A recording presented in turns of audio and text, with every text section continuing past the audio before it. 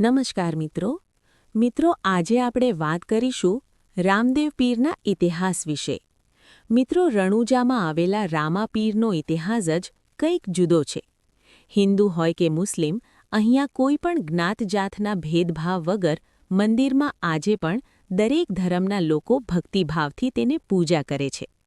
દૂર દૂરથી રણુજા દર્શન માટે લોકો જાય છે અને ખાસ ત્યાં ભરાતા મેળાના દિવસે તો પાકિસ્તાનથી દૂર દૂર સુધી ફેલાયેલી હતી। પરંતુ આ વાત અમુક આજુબાજુના લોકોને પસંદ ન આવી।